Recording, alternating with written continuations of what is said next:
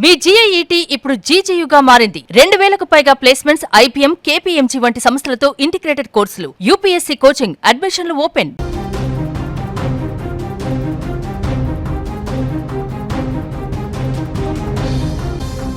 సిక్కింలో భారీ విషాదం చోటు చేసుకుంది. జల విద్యుత్ ప్రాజెక్టు కోసం నిర్మిస్తున్న టన్నెల్లో ఒక్కసారిగా కొండ చర్యలు విరిగిపడడంతో భారీ ప్రమాదం జరిగింది.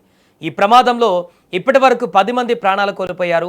మరో 20 మందికి పైగా కార్మికులు టన్నెల్లో చిక్కుకుపోయినట్టుగా అధికారులు తెలిపారు. దీంతో సహాయక బృందాలు యుద్ధ ప్రాతిపదికన రెస్క్యూ ఆపరేషన్ కొనసాగిస్తున్నాయి. ఈ ప్రమాదం సిక్కింలోని నామ్చి జిల్లాలో కొత్తగా నిర్మిస్తున్న జల విద్యుత్ ప్రాజెక్టు టన్నెల్లో జరిగింది.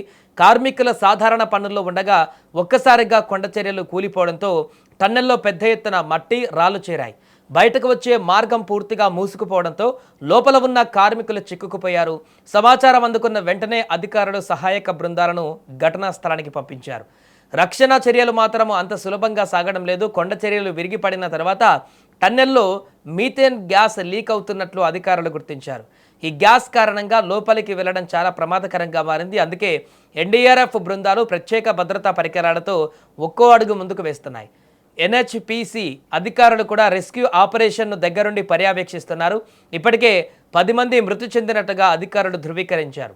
అయితే ఇంకా 20 మందికి పైగా కార్మికులు టన్నెల్లోని చిక్కుకుపోయి ఉండడంతో వారి పరిస్థితి పైన తీవ్ర ఆందోళన వ్యక్తమవుతుంది. భారీ యంత్రాలతో శిథిలాలను తొలగిస్తూ మరోవైపు గ్యాస్ స్థాయిని ఎప్పటికప్పుడు పరిశీలిస్తూ రెస్క్యూ బృందాలు పనిచేస్తున్నాయి. లోపల చిక్కుకున్న వారిని వీలైనంత త్వరగా బయటకు తీసుకురావడమే ఇప్పుడు ప్రధాన లక్ష్యంగా మారింది. ఈ ప్రమాదం మరోసారి భారీ నిర్మాణ పనుల్లో భద్రత ఎంత కీలకమో గుర్తు చేసింది.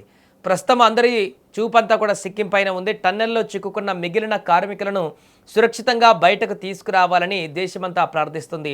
రెస్క్యూ ఆపరేషన్ ఇంకా కొనసాగుతుంది. లోపల చిక్కుకున్న వారి సంఖ్య, వారి పరిస్థితి పైన అధికారులు ఎప్పటికప్పుడు సమాచారం విడుదల చేస్తున్నారు. ఈ ఘటనకు సంబంధించిన మరిన్ని వివరాలు కూడా వెలుగులోకి వచ్చేటువంటి అవకాశం కనిపిస్తోంది.